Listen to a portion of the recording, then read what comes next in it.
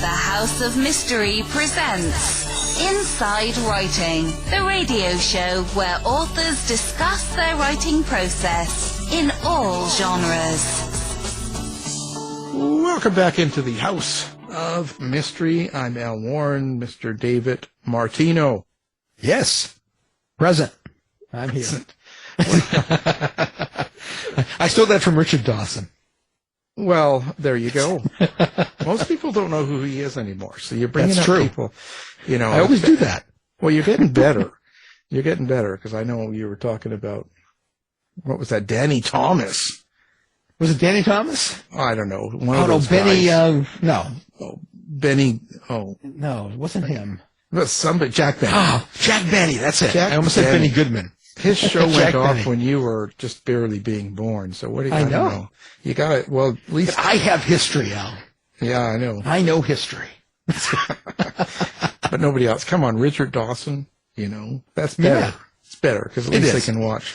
But when I had that Hogan serials in that last book, people didn't know who he was, Robert Crane. Wow, I had really? a lot of people sending messages and saying, "Well, who is this? Crane?" They knew Princess Diana, but they were kind of like, "Well, who's this guy?" Wow. And it's like, well, it was a big show, and but if you think about it, it went off the air by the '80s, right? It was all Yeah. done. Yeah. That's a long time. You know, I'm old. You get the wheelchair out. I know.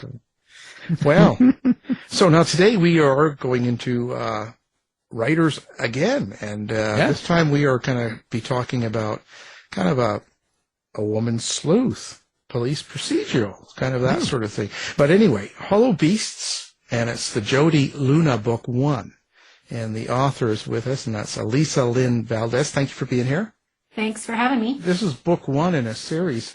How did you come across writing a series like this? Like, where did it begin for you? This is my first foray into suspense thriller territory, so I'm very excited about that. I've been a novelist for 20 years. I have a dozen other books out, but in different genres. So I wrote commercial women's fiction, young adult fiction, and I have one memoir. And then I took some time off. It's been about 10 years since my last novel. I'm a single parent, so I was homeschooling my kid, raising my kid, and doing some other things, being a teacher. And I just, when I first began in novels, my first novel, which was I hate this term, but they called it chick lit, and it did really well.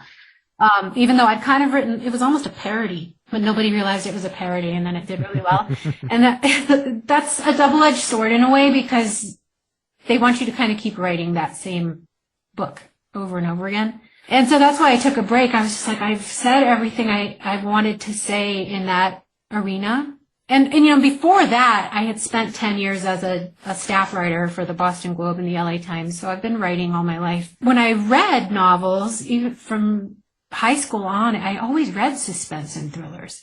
But at the time that I was starting out 20 years ago as a novelist, I was sort of writing what I knew, from researching as a reporter, like what the market was looking for in a way at that time. Because I was expecting my son, and I wanted to leave my day job and have more control over my time and make a living as a novelist. So I did the commercial women's fiction thing. But my heart has always been in suspense. Dean Koontz is my favorite writer, of all time. It was kind of nice in a way to take that break, because when I came back to writing novels, I felt freer, and also being middle-aged now, I'm not as interested in doing what other people want or expect me to do. I'm more interested, as you get older, you start to think, I want to live the life that I want to live now. And so that's what I did. Hollow Beasts is, the Jodi Luna series is sort of the more authentic version of me as a writer. And I'm not saying the other books weren't authentic. They were different, and I put my heart and soul into them. But this one feels really near and dear to me. I'm a native New Mexican, from the state of New Mexico. I say that because, confoundingly, I've met many people who don't realize that New Mexico is a state. It's between Arizona and Texas, and below Colorado. So, yeah, this is sort of the first book that I've set there. And here I came back 20 years ago after being gone for 15 years, and It's a love letter to New Mexico. It's a thriller. It's a middle-aged, woman protagonist. It's a book I wanted to read and couldn't find, basically. Well, there's a different type of rebellion when you're older, right? You're writing more about what you want, not necessarily what they want you to write. So it's a different type than when you're younger. Yeah. But your main character, like Jodi, how do you come up with that kind of a character? Like, is this a lot of you going into this character, or is it based on someone else? She is, in the case of Jodi Luna, this protagonist, she almost, there's a bit of me in her for sure, that she's, in her middle age, she's a single parent. In her case, she's a widow. And she was a writer, so those things we have in common. She's from New Mexico. She left New Mexico to go to college, like many people here. When you grow up in a place like New Mexico, you kind of feel like nothing important ever happens here if you're ambitious. And that's a mistake, I think. And it took me 15 years away to realize there's a lot I didn't appreciate about my home state, and that it isn't as bad as you think when you're growing up here. It's kind of like Canada, like this undeserved inferiority complex. Like, we really are pretty cool. We've got some good stuff here. So she had that in common with me. But otherwise, she's way more of, she's just, I want to say a badass. Hopefully I can say that. She's just way tougher than I am. She's a cop. She's just really just tough, and she's what I would like to be. So there's parts of her that are like me, and then the rest of her is like not at all like me. But those parts are what I wish I were. Yeah. Yeah. Her character came to me almost fully formed during a hike. And I get out and hike a lot. I live in rural. That's a really hard word to say. I've never liked that word. I live in rural New Mexico in the mountains, and I like to hike. This was at the start of the pandemic. I was out hiking, and there was a portion of the forest that had burned. We've been having some issues with fires out here and drought. Right. And I remember just looking at it and feeling heartbroken, because I was up on this kind of mountaintop, and I could see the fire burn scar, and then in the other direction, there's like strip mining going on. And I just felt sad for nature, for what we're doing to the planet, and it made me angry. And I thought, I'm not doing anything to help. So I wanted to create a character who felt like that, and then decided to do something to help. So Jodi used to be a nature poet like Mary Oliver. That was her career. She taught poetry in a college in the East Coast, and gets to this point in her life of watching the environmental degradation all around us. And she's like, you know what? I think nature doesn't need poets anymore. Nature needs a warrior. And that's the shift she decides to make, is she's going to become a game warden. And what game wardens are, they're the only law enforcement officers whose sole job really is to enforce wildlife conservation law. So they're the only, cops standing between humans and wild animals, making sure that we don't poach them or exploit them or take more than, the ecosystem can afford. And so that felt symbolic and important to me. So she's sort of this person who loved nature but was like, man, I've got to do something to help. So that's what she does. I have a friend who's a game warden, and the idea germinated maybe 10 years ago when I was talking to him, and he told me that game warden is the most dangerous law enforcement job you can have in the country. I remember thinking, that can't be true. I lived in Southie, Boston. Near the projects in Southie. There's no way. And I looked it up, and statistically, game wardens are 7 times more likely to be attacked by suspects on the job than urban cops. Right. And I thought, why is that? And it's, of course, because they don't have partners. Cops often have partners. Game wardens don't. And they're out in the middle of nowhere. It's not unusual to have a patrol territory that's, say, 5,000 square miles if you're a game warden. And for a lot of that territory, you don't have cell service or radio signal. And you're up against poachers. And so when you think about the psychology of a poacher, what is a poacher? A poacher is a person who feels entitled to kill something they're not supposed to kill as long as no one knows about it. and they can get away with it. So when you put all of those things together, it can be a really dangerous, charged situation. And that was intriguing for me too. And to put a woman in that job, and most game wardens are men. Most poachers are men. So it just kind of ups the ante as far as danger goes for her. I was just going to say, but you said that, this character, Jodi, kind of came to you full character when you were on a hike. So when that happens, and do you go home and write down this, and did you completely create your character, the things that she liked and doesn't like, and her life and her family? Do you write all this down and have it in a place, and then you put her in the situation? Is that kind of how you created the book? Yeah, in this case, I started with character first, and I'm pretty. I do a lot of foundational work before I sit down to write a book, and not everybody does this the same way. So I am an outliner, but even before I outlined the plot of this book, I did pretty extensive character sketches. I like to do that part by hand with a pen and a yellow legal pad.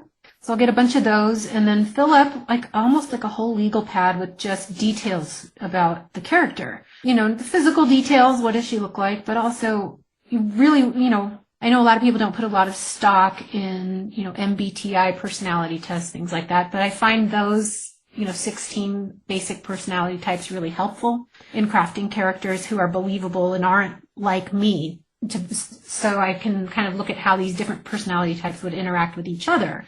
So I'll assign a character a personality type. Are they introverted? Are they extroverted? Are they more intuitive or more, analytical? So I figure all of that out with her and then figure out her backstory. And a lot of that doesn't ever end up in the book.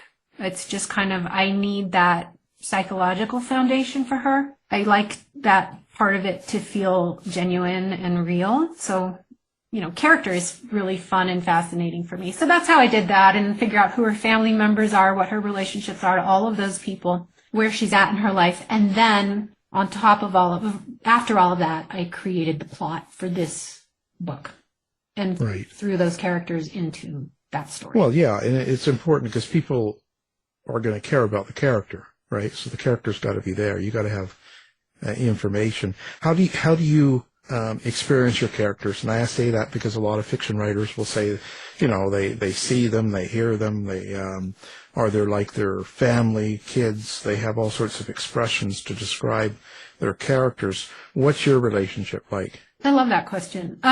Yeah, they do become real. I do things a little differently. My training in writing, I got a master's in journalism, but that's kind of the extent of my formal training in writing. My bachelor's is in music.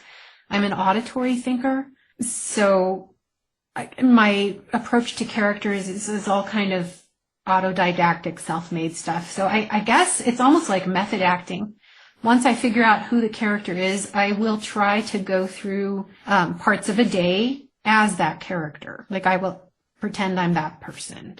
And I'm not doing it out in public and doing strange, weird things. Although I will, sure. I might go to the store. I might give myself an assignment I'm going to go grocery shopping as Jodi. How would she do that? Where would she go? Would she get a hand cart or the rolly cart? And just, it sounds kind of silly, but that's all right. Dave dresses up like a woman and goes out and does his characters, right? Like he's a female wolf, and he'll do all that. Yeah. He's only been arrested twice. There you go.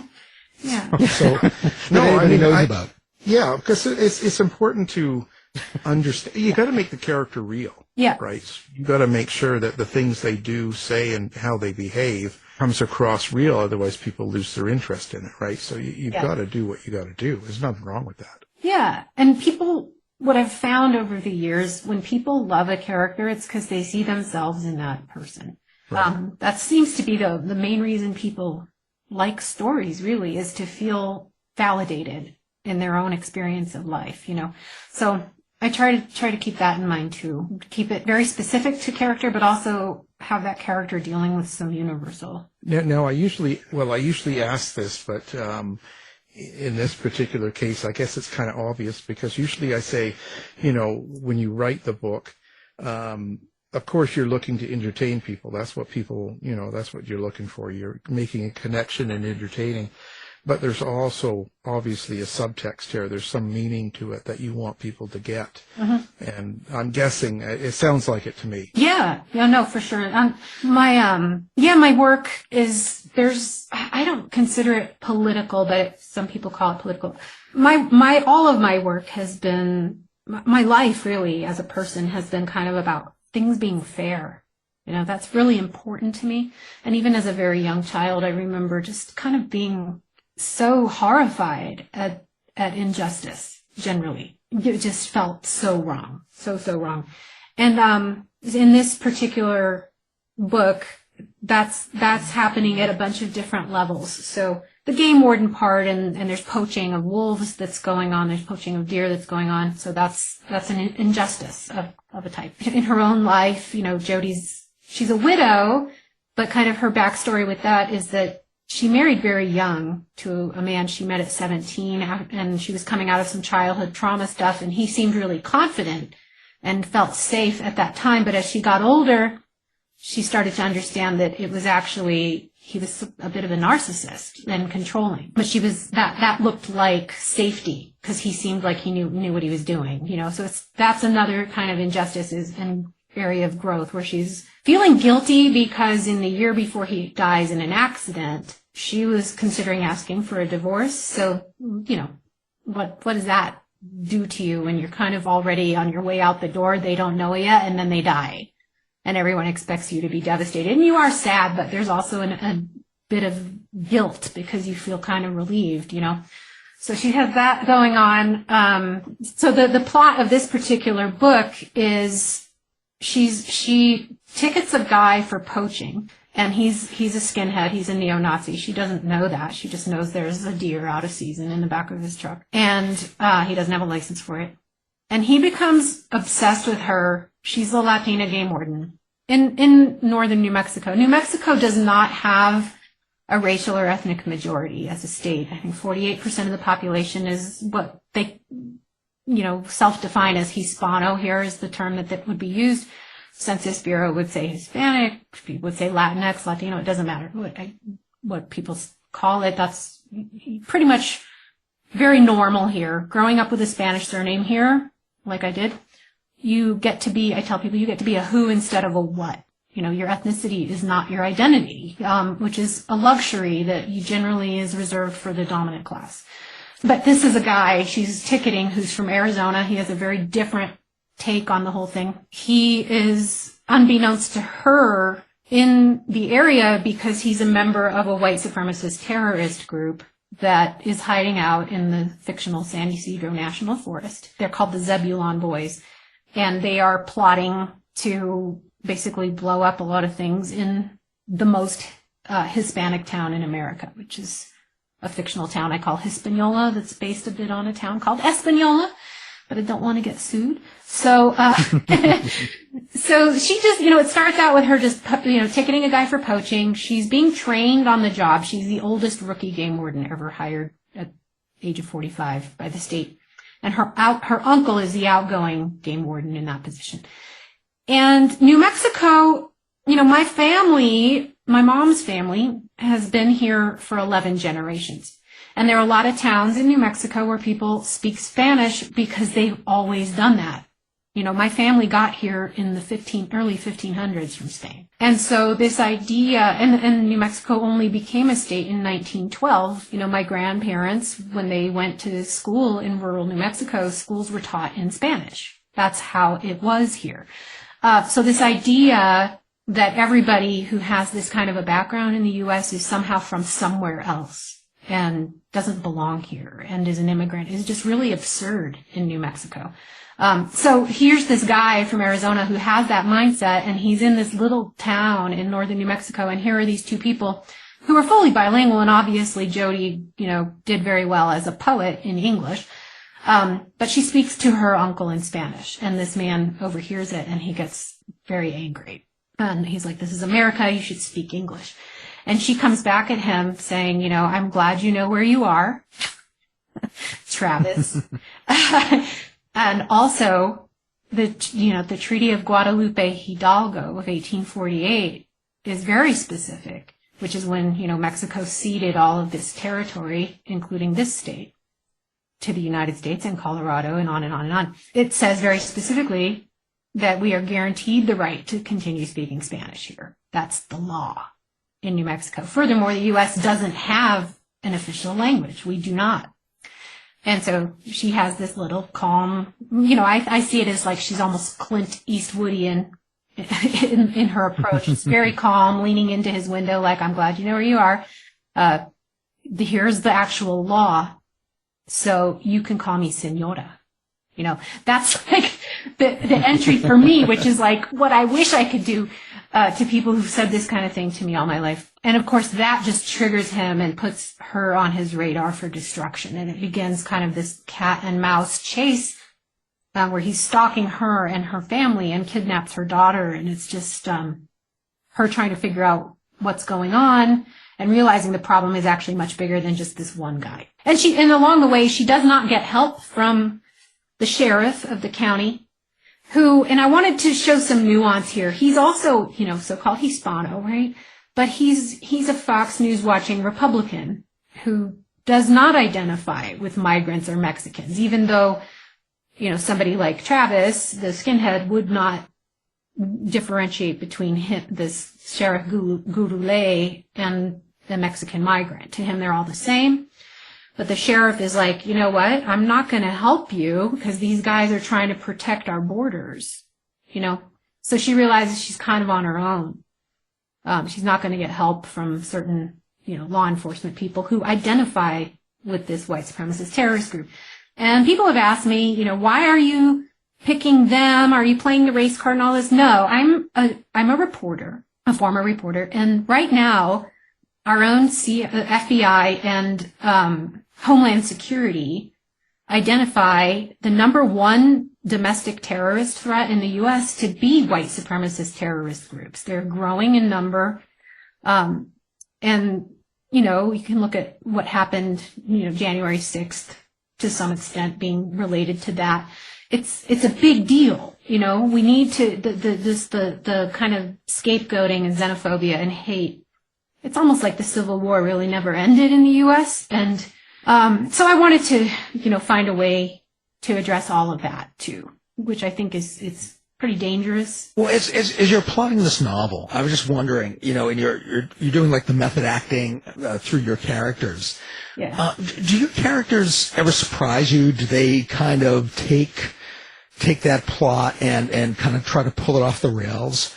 Yes. It's happening right now. I'm writing book 2. I wrote it and I'm doing some edits on it. When I sat down and plotted out the book, I wanted Jodi to have a second chance at love. I wanted her to have some love interests. And in the first book, she meets a couple of them and she picks one of them, who's this ranch manager named Lyle Daggett. He's a bit older than her. He's a former military interrogator, just kind of a stoic, quiet guy, but he's really funny and really smart, and she just loves him. He's just kind of that, stoic cowboy archetype.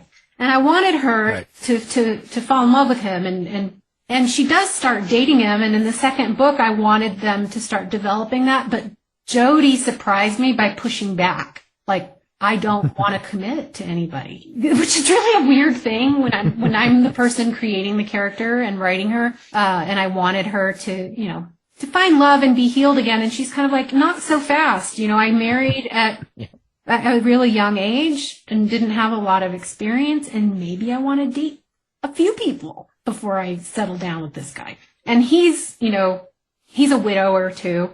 He's older than she is. And he's very much a one woman guy and wants to settle down with her. He thinks she's fantastic and she's pushing him away. So that part surprised me. Because personally, I would like her to, and I actually, someone just sent me an email yesterday, like, I just finished the book and I only have one request for book 2, which is, a hot and heavy scene with these two. I'm like, I don't know if I can write that because she doesn't react to him that way. She doesn't trust him. So she's coming out of this controlling relationship and kind of just coming into her own at this, the age of 45, 46. So that part was interesting. That she's actually pretty happy alone. I didn't expect that. Do you think about how you're going to write any sort of violence on the page? Do you think about how it's written or displayed for people to read when something bad happens in the book? Yeah, I did get, when we were submitting the book around to a bunch of publishers, that was a comment we got from a few times from editors who passed, was they thought the book was too violent, which I found interesting because there are lots of violent books out there. I'm a Stephen King fan. Those books are violent. And I guess they are horror, and this isn't exactly a horror genre, but Dean Koontz writes a lot of violent stuff too. I try not to be too graphic. There are horrific things happening in this book. So to gain entry into this terrorist group, you have to, it's a very super secret society, and the leader vets, potential members very carefully. And then they have to prove themselves by kidnapping a quote unquote Mexican woman, bringing her to him. The book opens with these women in a hole in the ground in the forest, like in a pit where he's keeping them. And one by one, they take them out and this group hunts them. So that's pretty horrific. It's violent. It's terrifying. And, and there are, severed body parts. Like the very first chapter does open with I think the first sentence is, severed heads never smell good. Something like that.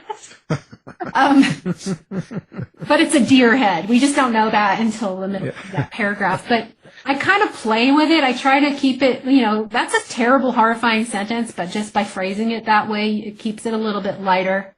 So I try to be cognizant of that. I'm sure it's probably a little bit too violent for some people and not bloody enough for others, but I can't please everybody. Well, you got to have realism too, right? Yeah. You got to try to be somewhere in the middle somewhere, I guess. Yeah. Sorry, I was going to say, and my editor at Thomas and Mercer, it's been such a great experience there too. I love that. She's an animal lover, as am I, and that's part of why she likes this series. But when you're dealing with poachers and the reality of the life of the game warden, there's a lot of violence against animals. And so she and I have kind of gone back and forth about some of that, where she's real aware that readers they react better to violence against people than they do violence against animals.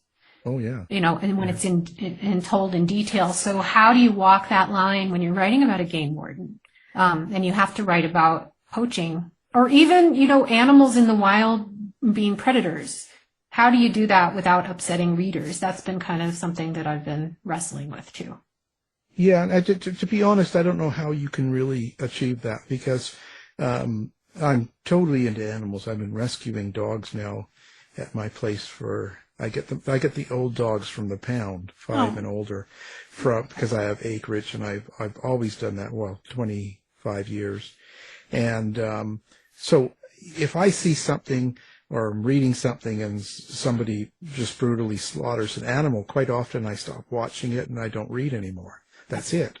It's over for me. Yeah. Whereas you can do that to humans, and I'm fine. Because I think humans deserve it. You had it coming. Humans do so much more. Yes. They're so much more malicious than, I think you look at an animal as, well, they're just living and they don't have the intelligence and they're sort of living for today and doing their thing. And here along comes some human and they use them for whatever, a jacket, or something. And it's just sort of, for me, I'm not, so I see that. I don't know if there's really a point where I could accept it. I understand your book. I think it's fascinating. And I think this is what people need to read and see more about what's going on, but nothing disturbs me more than that. So it's hard for me to get into it for that reason. Do you know what I'm saying? I do. And I'm in the same boat. I mean, I love animals too. And I always get dogs from shelters and they're always mutts and cats too. And, part of the impetus for writing this book was being outraged at how horrible our species is to all of the other species. So that's the challenge of it. And in writing book 2, which is called Blood Mountain, I initially started it with something terrible happening to a dog. And we ended up, my my editor, and he survives it and he's fine, but it's just so horrifying to read that, and I told it from the dog's point of view. I sometimes will write, the animals become characters in this series too, so I will try to write, I wrote a chapter from the point of view of a mountain lion. I'm not out like crawling on rocks. I was going to say, you go out and you dress up like a lion and then you're laying on a rock out in the middle of the wilderness and you kind of think, well, now what do I do? We laugh about that, but in the Jemez Pueblo here, when I was in grad school, I did some research out there at the Native American nation, the Jemez. For a long time in the Pueblo communities here, they have these ceremonial animal dances, they call them, where people will dress up as an antelope or a buffalo or something, and the men generally, and it's a religious thing, but they will go and live as that animal for a number of days outside, and you'll see them, out hopping around and doing the things. But the idea of doing that is to have respect for, the animals that you depend on to survive. Yeah. So but I didn't do that. But, so I did scrap the whole dog violence thing, and so the book now opens with book 2. I guess I can say this. There's a woman who has a pet bear. She's a bit eccentric, lives by herself. She's kind of a prepper, and she's out walking her bear. She rescued him from a fire when he was little. They come across a person who's been murdered, like in a stream. He's been shot with an arrow. And it's getting to be torpor time, which is, hibernation time for bears. And her bear is grown up now and very hungry. She kind of is like, well, guy's already dead. So she lets the bear eat him, and like that complicates the murder, solving the murder, because any evidence has now been eaten by the bear. And was he actually killed by the bear? So that's kind of... But I think people can handle that because it's kind of funny. Like, it's horrible, but also, if he doesn't, he's 400 pounds, lives in my house, and if he's hungry and we get snowed in, he loves me, but he also would eat me. So this guy's not going to feel any pain. So, I can see what happened to your husband then. No. He's just fine.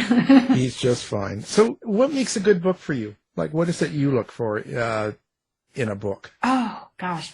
My 2 favorite writers, I think I mentioned Dean Koontz and Charles Dickens. And I think they have so much in common, weirdly.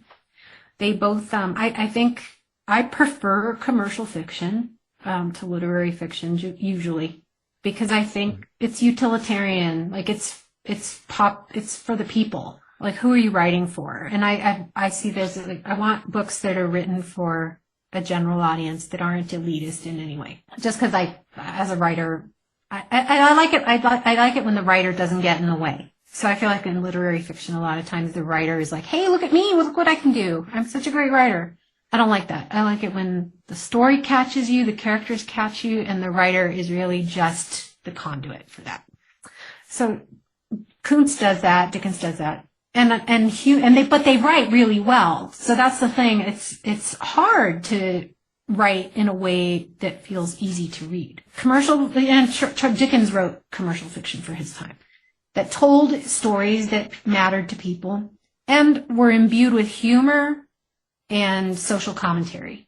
So that's what would make a good book for me. Something that's really clean, accessible, fast-moving, well-written, with something important to say, and keenly observed, details about people and the interaction between and among characters. I love all of that. Yeah. Dean Koontz, I think I've heard of him. I'm just like... That guy, I don't know if you ever have synchronicities happen in your life, but whenever I read his stuff, even when I'm writing, I have weird synchronicities too. It's like I'm, tuning into some kind of collective consciousness. And there's no writer I've ever read where that happens when I'm reading him too. And I've heard him talk in interviews that he has these kinds of serendipitous coincidence kind of things happen when he's writing too. I just feel like he's got like some kind of brain where he's just tapping into something. Hallucinogenics. Maybe. He would say it's God, and I'm not sure I disagree with that, but I do think he is highly developed spiritually as a person, and it shows in his writing. He was on the show. Oh, okay. Yeah, we had him on, just last year. Yeah. Oh, man. So we have the same publisher now, and when I was like, I'm going to become a suspense writer, and my book got bought by his same publisher, I could have died. It was just like the most amazing. I'm such a creepy fangirl. I'm sorry. I guess. Jane, if you're hearing this, but I'll send you his phone number. How's that? No. You can stalk him. It's funny. I always tell people, don't meet writers that you like, because they're always going to disappoint you. I know I will. Yeah, I don't look forward to any of that anymore. No, I used to, and I don't anymore. After I had a bad experience, a couple of them, I realized that it's better not to meet them. Not just writers, just TV people. All sorts of people that you meet that you kind of really like. They're your heroes, and then until you're sitting down in front of them, and then they start saying things, and you're like, "Oh my God! Oh my God! I hate you now." I'll never watch your show again. I know. And that happened, and so I take it or leave it. It doesn't matter anymore. So. Yep. There you go. I'm not going to say who it was, but I met a writer I really admired and still admire, but he's a very dirty person in that he does not bathe. And one of the first things that happened was, I could smell him. It was quite disturbing. And then like some sort of maggot fell from his hair onto his sweater as we were talking. And I just thought, I wish I'd never done this. Yeah. Because now you're ruined for me. Yeah, it's best to just, It's best to say no. Yeah, just let us be whatever you imagine us to be. Yeah, it's better that way. Mm-hmm. Just say no. Get a dog, get a cat, and say no. Exactly. Watch them on TV. Well, listen, when you write a book, like when you completed this book, how do you think it changed you? Oh, wow. This book, so I'm one of these people who I got COVID in February, probably late February of 2020, like way before everybody, and never got well.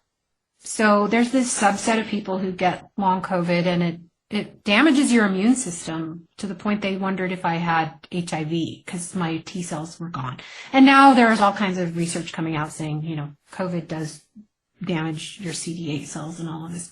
So when I wrote the Hollow Beasts, I was very sick. And it was like, I went from being a very healthy person, trail running several times a week, and to being a chronically ill person, which I didn't expect, because that's not what we're told. We're told, oh, you're going to be fine, you're going to get over this and whatever. And in the case for me, that didn't happen. So writing the book, I am a single parent. My son's in college. I'm putting him through college, and I don't have anybody to fall back on. So I have to work. So figuring out how to write this book in this new physical state where everything hurt all the time. And I did have moments of brain fog and not being able to focus, not being able, just being really, really sick. And I was able to do it. So what I learned from that, so it's not necessarily the content of the book that changed me, but I feel really strong, as weird as that sounds, even though I'm in a weakened physical state, that I was able to accept what I think I couldn't function until I finally accepted that I was probably never going to get better. And then I told myself, okay, so what if I was born right now into this body and physical pain? And this is all I ever knew. Would I still, as a newborn in this, waking up in this, be able to find beauty and, a reason for existing? Because the pain can be so bad. And the answer was yes, I could still see color. I could still hear music. And so I tried to focus on all of those things.